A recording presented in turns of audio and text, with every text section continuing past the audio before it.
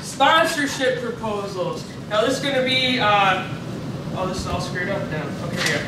This is going to be the last thing that we really talk about. All right. Who here has a sponsorship proposal?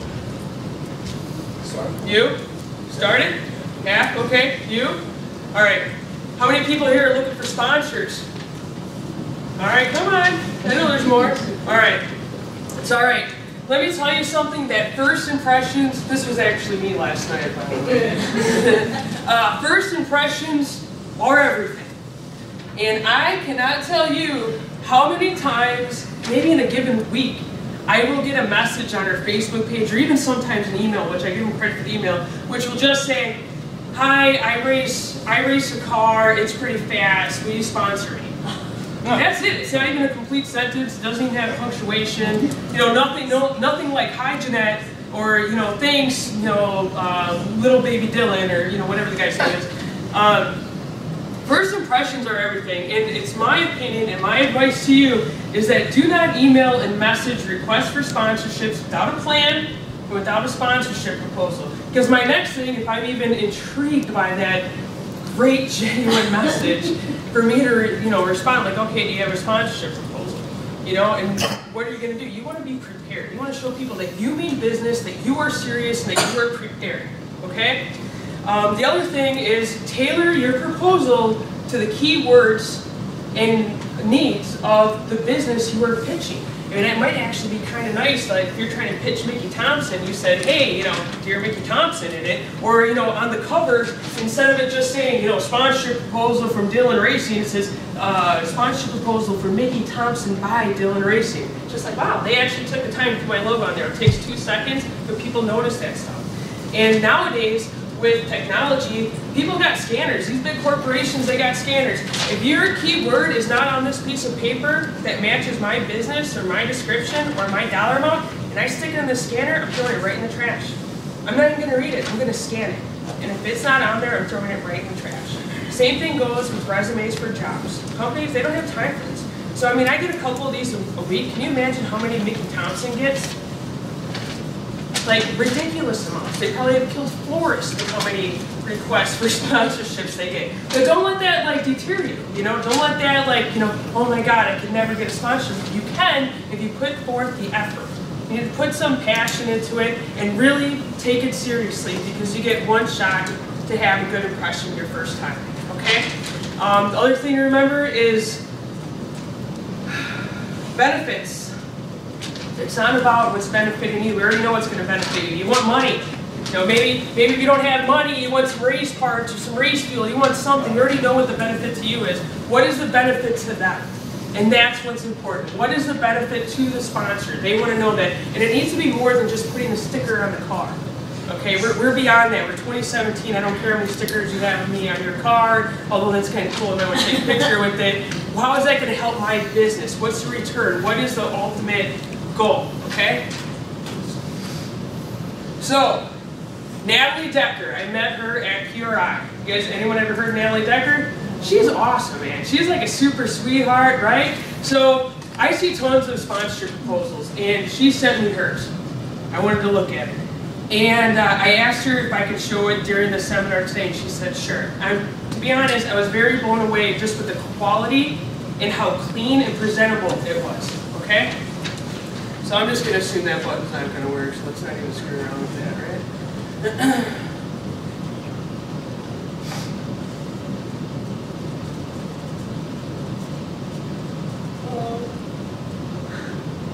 Thinking about it. It says maybe.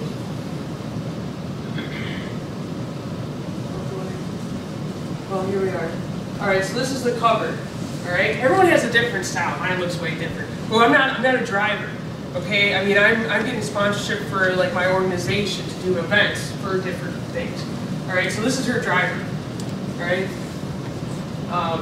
Table of contents. I mean, just look at how clean this is and how organized. You got a table of contents, clean, high quality photos. Okay? Fan comments, which pretty much like testimonials, like, hey, I'm a good person. People like me. You know, you want, media coverage, different things she's been featured in, her contact information. Don't forget the contact information, that's super important. Racing highlights. She's been racing since she was 9 years old. Look how, I like how she broke this down, because so many people try to break this down in one page, and if they can't get it all in one page, they just start taking stuff off, like the old stuff. Maybe don't do that, you know? Why not? Look at how clean this is. No more racing highlights.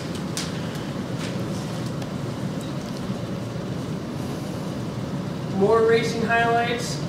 History, how she got started, you know, driver development programs.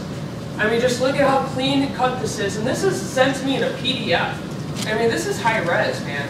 And you can send it throughout email. Like, I mean, think if you're, you know, you're getting all these sponsorship requests and some of them are single line emails that have no punctuation and then this comes across your desk.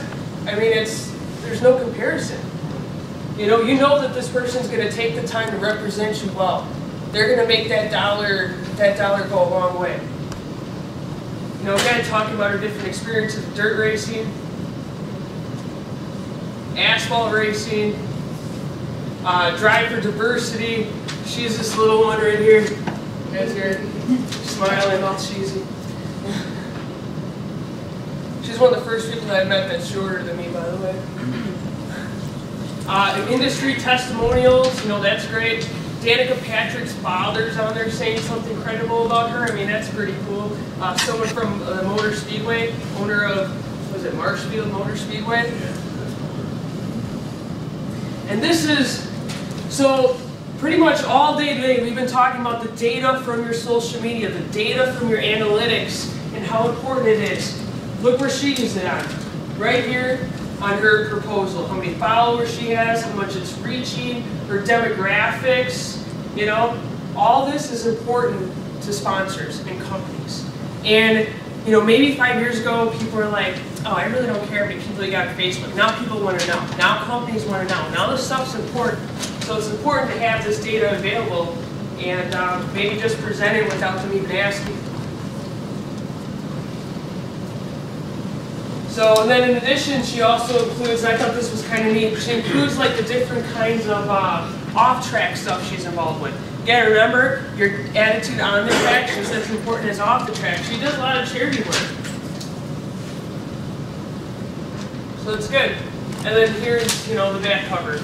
Some people include pricing in there. Some tailor their pricing to the different companies they're pitching. They might ask, you know, the president of Sharpie for a different money amount than, you know, mom and pop shop down the street.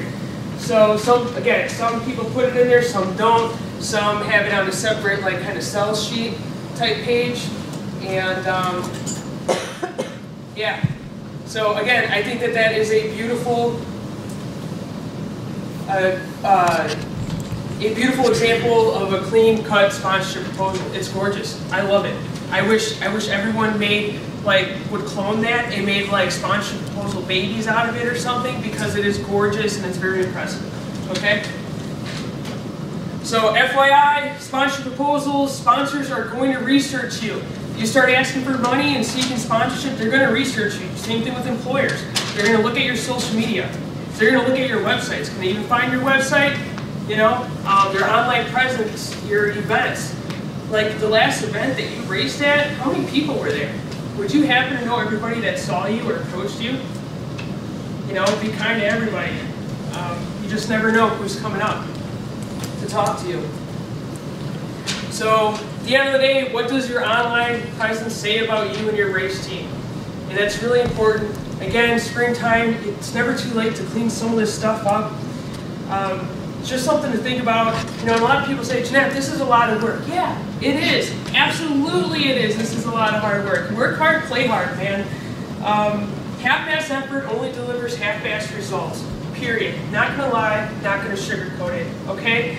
But if you're truly inspired by something, if you truly have passion for something and you give it your all, you can do this. Anyone can do this. You have a goal, you give it your all, otherwise you're just wasting your time and you can't get it back. Okay? So, thank you for coming. Sorry we ran a little late. Does anyone have any questions? What exactly is your brand? What is your brand? Chix? Yeah, so Chix, we are the premier motorsports organization for women. What we do is that we advertise and promote women in motorsports in the automotive industry. We also provide free resources to women. Whether what we're really working on right now is on our website is just to have, you know, like the free press release template, a free sponsorship proposal template, so people can use this information to better their careers in their personal life or just as hobbies. We also host a number of different events. Again, my other company, Crank Media, this is what we do. We build people's websites, run their social media programs for them, and try to help them achieve their goals and dreams, whether it's to become a multi-million-dollar company or, you know, whatever it is. Brain unicorns. Does that answer that? Do you feel that this seminar is an important part of your marketing for the car chase and being out on the floor? Do you feel it's really, really important to it? Do I think having a booth here at the show or doing this? Having this seminar here, do you feel it's really important? I think, your brand? I don't know if it's really, I mean, is marketing important for my brand? Absolutely, because we're in the business of marketing, helping other people get marketed. We're trying to help the drivers of tomorrow find the resources to become the stars of the future.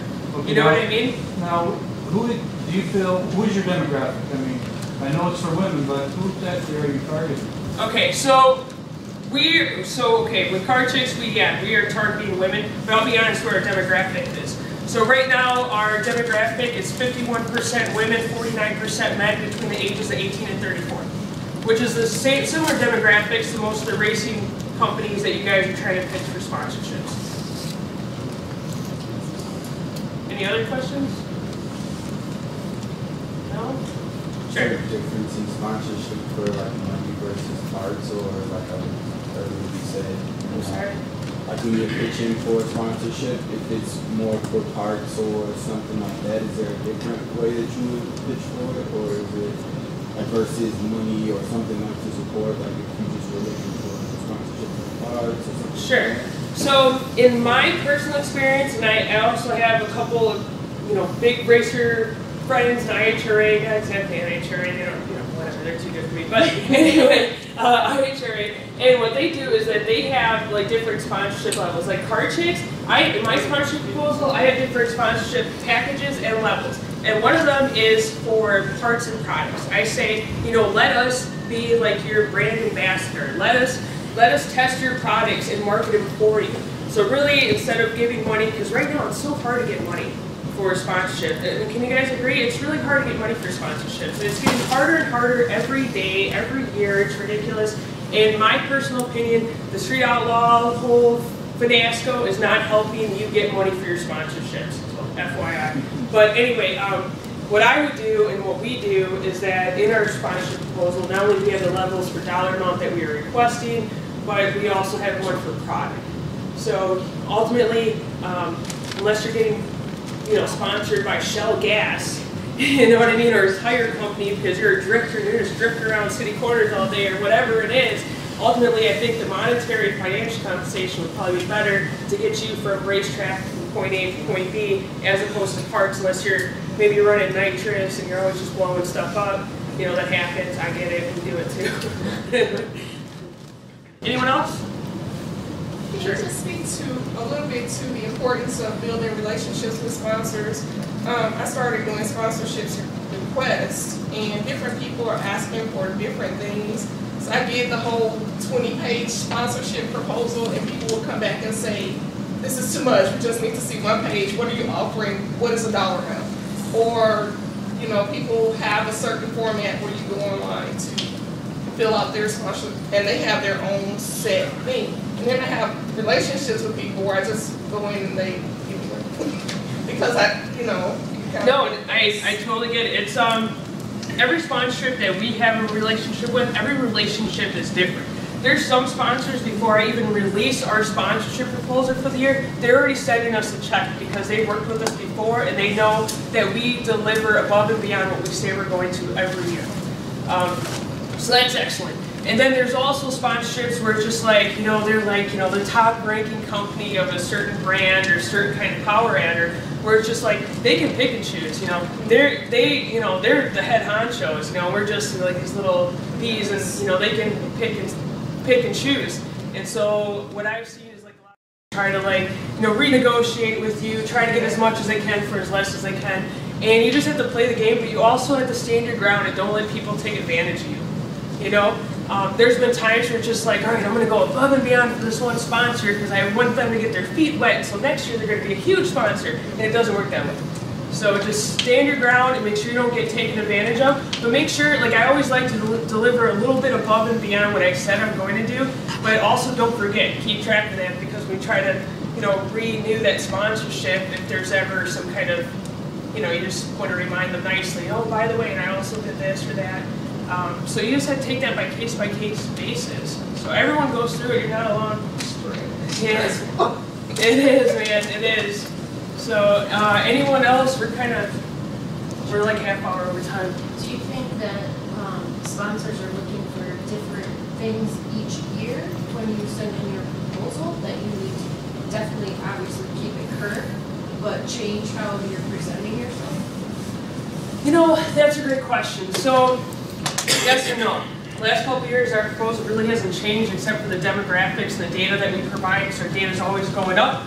And good or bad data, we always report it. Like, let's be real, let's be transparent. You know, this is a relationship. I'm just going to be honest with you. But at the same time, I think it's important to start thinking out of the box when delivering sponsorship proposals. Like, people you already have a relationship with, it's a little different. But if you're trying to shoot out and reach for the stars, you need to think out of the box. Like Mickey Thompson, I mean, like I said, they probably have a small forest in this guy's office going through this stuff. You need to stand out. Whether, you know, you're mailing it out to them, you can change up the quality of paper. Please don't put anything on paper that's not exactly what I need, you know? But just almost think about it like you're applying for your dream job. How are you going to stand out from the rest? You know what I mean? How are you going to present yourself? And before you start doing that, like, clean up your online stuff. I just didn't know if like they were looking for, you know, say present it and you get, you know, sponsored by them 1 year.